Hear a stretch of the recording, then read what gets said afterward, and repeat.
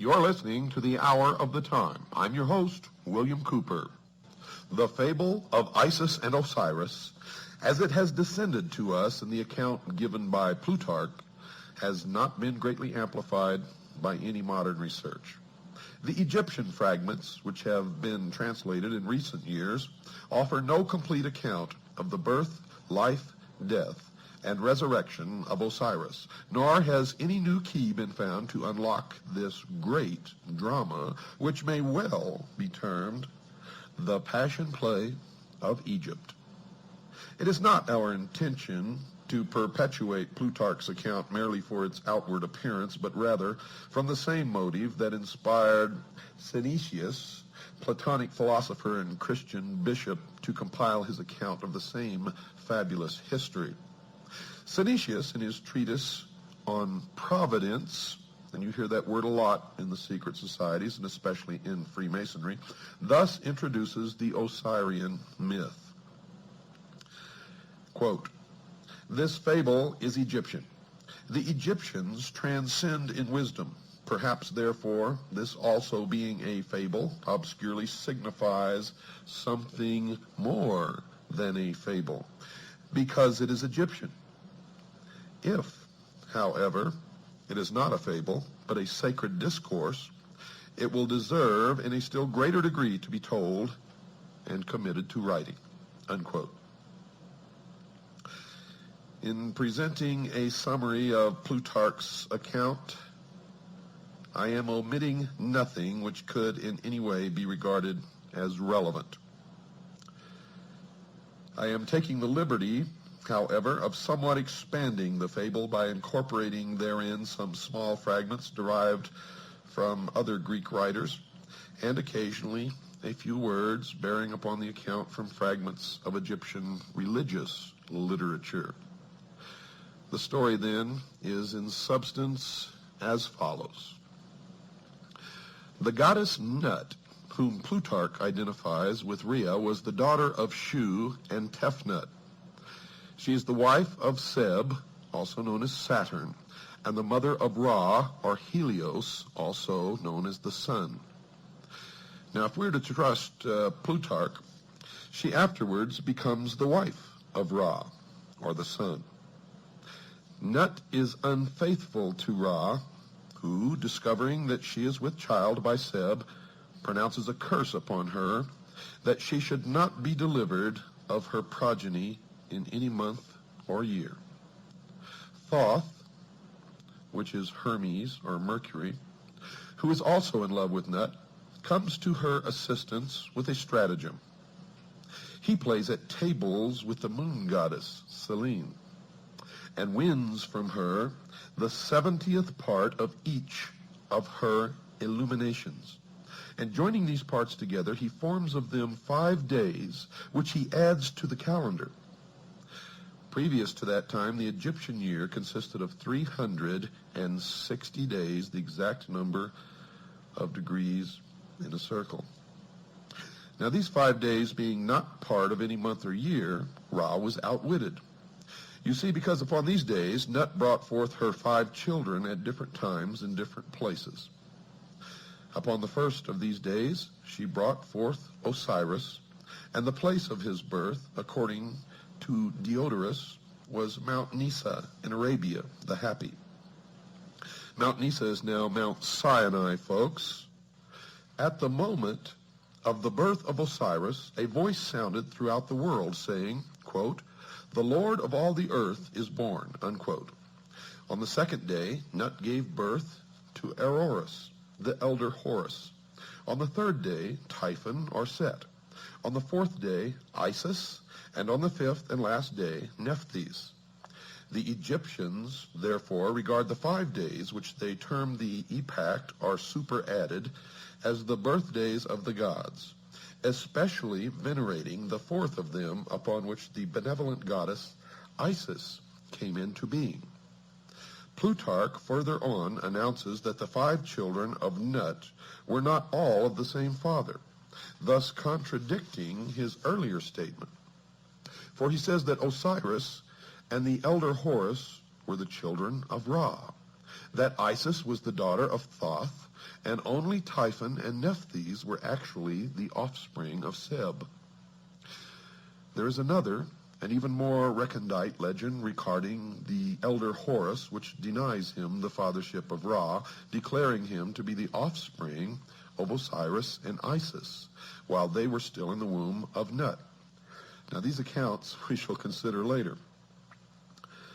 Osiris was given to Pamela to be educated, and having come to the years of majority, became the king of Egypt. In this high capacity, Osiris applied himself to the civilizing of his nation, turning the Egyptians from their previously indigent and barbarous course of life to a happy and community existence. He taught them agriculture, compiled for them a body of laws for the regulation of conduct, instructed them in the reverencing and worship of the gods, thus establishing Egypt in all the essentials of truth, according to the legend. Now, having brought his own nation to prosperity and enlightenment, Osiris traveled over the rest of the world, converting peoples to his disciplines, not by force, but the persuasion of reason. Osiris was accompanied on this journey by a procession of nymphs and other superphysical beings who filled the air with music and song. In the meantime, Typhon, brother or half-brother of Osiris, had ambition to usurp the throne, but the vigilant Isis, sister wife of Osiris, was too watchful. Typhon, however, having persuaded 72 other persons to join him in his conspiracy, with the aid of a certain queen in Ethiopia named Aso, perfected a plot against Osiris. He fashioned a chest exactly to the measurement of the body of Osiris, which chest he caused to be brought into the banquet hall, where the princes of Egypt were feasting their king's return. Typhon, simulating jest, promised this elaborately ornamented box to the one whose body, upon trial, most nearly fitted it. Now each of the princes in turn lay down in the box, but each was too short or too tall, until last of all Osiris himself lay down in it. Immediately the 72 conspirators rushed to the box, clamped the cover upon it, fastened it with nails, and poured melted lead over all the cracks and crevices. After this, they carried the chest to the bank of the Nile and cast it into the river where it joins the sea. Now this evil deed was executed upon the 17th day of the Egyptian month of Athir, when the sun was in Scorpio. According to some, it was in the 28th year of the reign of Osiris, and to others in the 28th year of his life. Now try to remember these numbers. If you can't, jot them down, but these numbers will crop up again and again and again. Scorpio crops up, 17 crops up, 28 crops up, and many other numbers, and they all have significance in the mystery religion of Babylon, the secret societies, and to the guardians of the secrets of the ages. As soon as Isis received word of this crime, she cut off one of the locks of her hair and put on the mourning apparel of widowhood, for which reason the spot where she did this was afterwards called Koptos. That's Koptos, or the city of mourning. After donning the widow's weeds, Isis set forth in search of her husband's body and wandered about all Europe, wandered about all Egypt, asking all with whom she came in contact. You see, I may be back here in the United States, but a lot of my thoughts, folks, are still in Europe. Finally, some children who had been at play told Isis that they had seen the accomplices of Typhon carrying the chest to the Nile. For that reason, Egyptians regard the words of children as oracular and pay great attention to them. While Isis was searching for her husband's body, she learned that Nephthys, her sister, had by magic insinuated herself into the presence of Osiris before his death, and in the guise of Isis had conceived a son from him. Now Isis sought out the child, which Nephthys has deserted for fear of Typhon's anger, and adopting it, attached it to her person as a constant guard and attendant.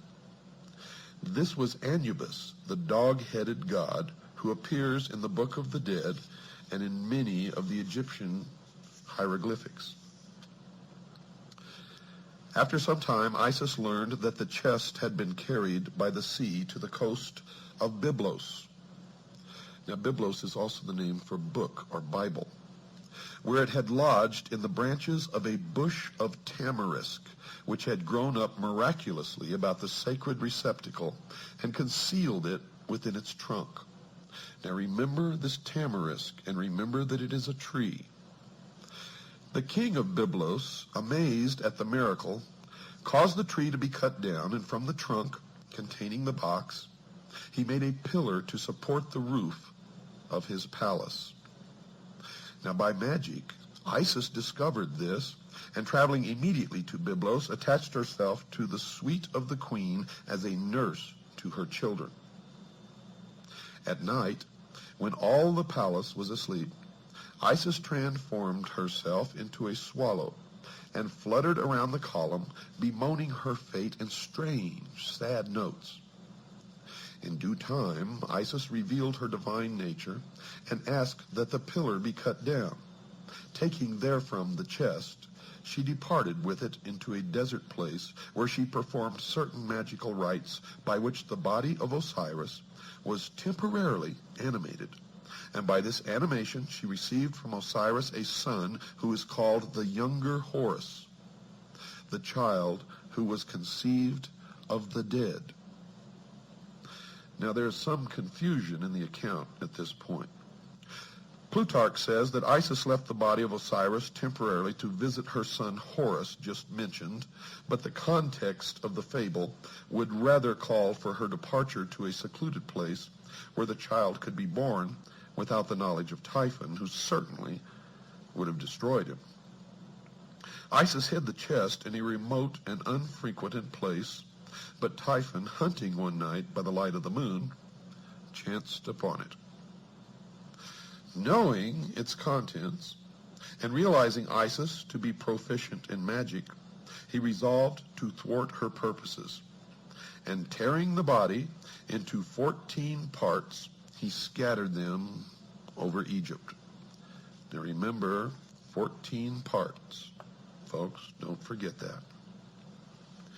From the inscriptions on the Metternich stele, it seems that Set must have imprisoned Isis and her son Horus.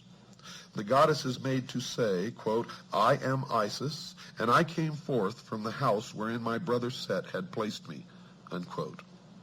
Thoth, the prince of law, again came to her assistance and aided Isis to escape from the house. Was it really a prison? Or was it really the house of Set? Thoth, also at this time, prophesied that Horus would sit upon the throne of his father and rule the double empire of Egypt. Upon the advice of Thoth, Isis hides the child in a papyrus swamp, thus saving him from the wrath of Set. Isis returning, having left her son at Butos and fashioning a magical boat out of papyrus, traversed the whole of the empire. As she met with the scattered parts of her husband, she buried each one separately. First, however, encasing it in a magical mummy composed of wax, incense, and grain seed. She finally recovered all of the parts of Osiris except the phallus, or the penis, which had been thrown into the river and devoured by 3 fishes. This organ Isis reproduced in gold. Remember this also. Remember the 3 fishes, for they represent ignorance, superstition, and fear. They also represent the church, the state, and the mob. And remember that Isis reproduced this member, this organ, in gold, and having performed all of the ceremonies necessary to ensure the life of Osiris in the underworld, she returned to her son Horus, and by the theurgic arts, of which she was mistress, saved him from death, from the stings of scorpions. Horus, having grown to man's estate, and having received from his mother the tradition of his father's murder, longed to avenge the evil deed. Osiris appeared to his son in a vision, instructing him in the means by which he could overcome the hosts of Typhon.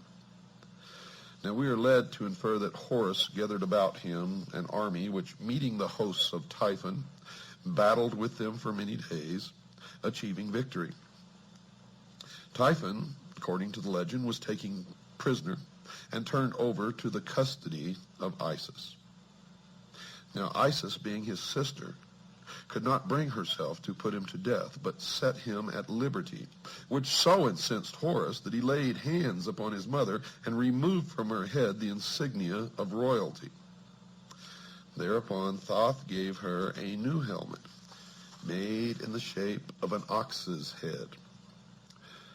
Typhon next accused Horus of illegitimacy, but Thoth proves his royal descent. Typhon again goes into battle against Horus. In fact, 2 battles are mentioned, in both of which Typhon is worsted. And Horus regains the kingdom of his father and is regarded, to at least a certain degree, as the actual reincarnation of Osiris. So here you've had a death and a resurrection. After its resurrection in the underworld, the shade of Osiris visits Isis, and in consequence thereof, she gives birth to another son, as it were, by a Holy Ghost, for she knew no living man. This child is called Harpocrates, and Plutarch says of him that he, quote, came into the world before his time and lame in his lower limbs, unquote. Harpocrates is usually depicted as a nude figure, his head adorned with a single curling lock of hair on the right side, this being with the Egyptians a symbol of youth or adolescence. He is sometimes depicted with an elaborate plumed headdress or wearing the double crown of the northern and southern empires. His finger is placed to his lips, which Plutarch interprets as a gesture symbolic of his childish and helpless state. The Greeks and Romans, however, considered this gesture to be a symbol for silence or secrecy, and from this has arisen the custom of placing the finger to the lips as a motion for quietness and secrecy, and we do it today. Statues of the god Harpocrates were placed at the entrances to temples and sacred retreats where the dramas of the mysteries were performed, as a sign that silence and secrecy should be observed in the holy places, and that all initiates were bound by vows of discretion. Harpocrates is also sometimes shown standing, and at other times he is depicted seated on the blossom of a lotus, just like Buddha. Although he is usually figured with childish immaturity of body, the imperfection of his lower limbs, as described by Plutarch, is not apparent in any of the Egyptian drawings. It therefore seems that the statements concerning this deformity should be more carefully examined. Samuel Squire, whose translation of Plutarch's Isis and Osiris, made in 1744, is still the most often quoted by Egyptologists. Well, he states definitely, quote, lame in his lower limbs. G.R.S. Mead translated the same essay much later and gives a slightly different rendering of Plutarch's words. Mr. Mead says, quote, weak in his limbs from below upwards, unquote. This difference in wording, though slight, may have an unexpected significance. You see, there's some general information contained in Synesius's treatise on providence that should be included in this Osirian epic. Synesius is of the opinion that Osiris should be regarded as an historical king whose father, transcending in wisdom, instructed his benevolent son in all the secrets of the divine science of government. Synesius is moved to this conclusion by a desire to keep all speculation within the sphere of the reasonable.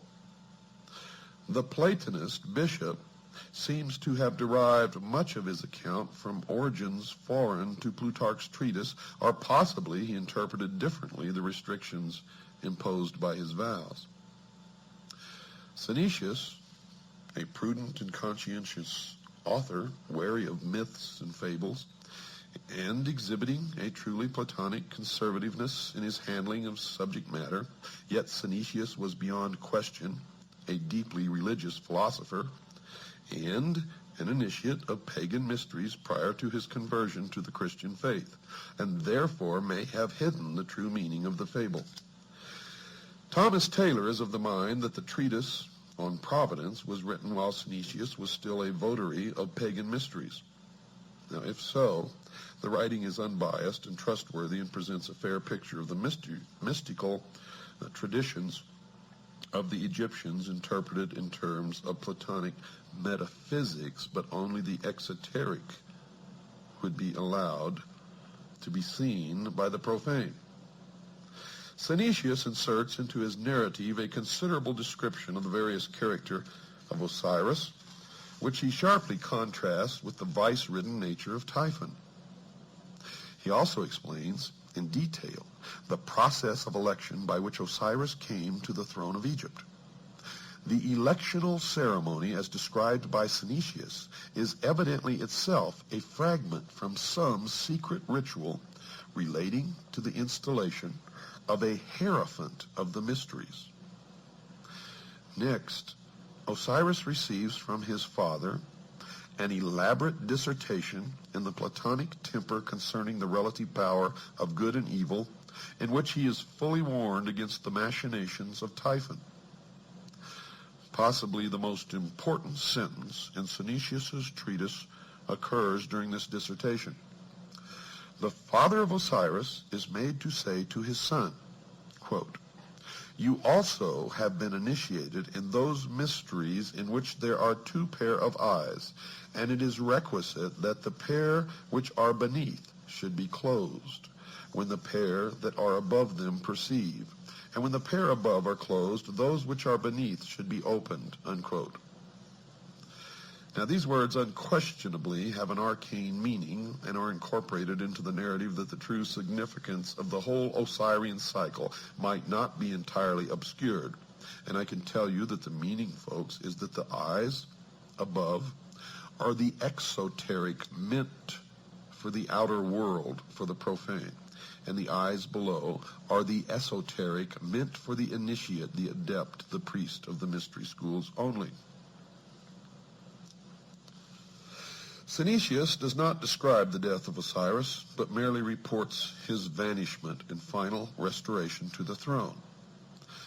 In the latter part of the story, there was also introduced a certain philosopher who was a stranger in Egypt. This philosopher predicts the fall of Typhon and is an eyewitness to the recrowning of Osiris. Synesius says of this philosopher, quote, "He likewise then learned some particulars about Osiris which would shortly happen, and others which would take place at some greater distance of time.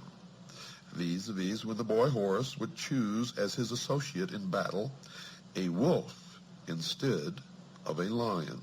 But who the wolf is a sacred narration, which it is not holy to divulge even in the form of a fable," unquote. Well, the lion, we know, has always been of the tribe of Judah. Such is the amazing tradition of the good king Osiris, the first victim, the first mummy, and the first resurrection. He dies and is born again in three forms. First, as god of the underworld, where he rules the justified dead. Second, as the younger Horus, in whose form he battles for his own honor. and third as Harpocrates, the silent child. The latter two forms are regarded as incarnations or embodiments of his very self, yet he exists independent of them as the judge of shades and the lord of the resurrection. Now we know that Osiris was also known as the sun, and Horus was known as the child, or the young Osiris, the young Horus, the baby Horus. So after the sun set in the west, when it rose the next morning, it rose as the young Horus, and as it went across the sky, it became Osiris and then the elder. But in the legends, it's differently at different times Osiris or Horus. Horus the younger, Horus at his peak strength at noon, and Horus the elder. It is also Osiris. So you see that these figures intermingle in the legend, but it all has meaning, and it will all be clear to you at a later time. Now, just because you don't understand some of this and you may be a little lost, don't worry, it will come together. Don't miss one single word of this series of episodes of the Hour of the Time. If you do, I can guarantee you will regret it for the rest of your life. We're going to stop right now, folks. We have to take a break. I will be back right after this very short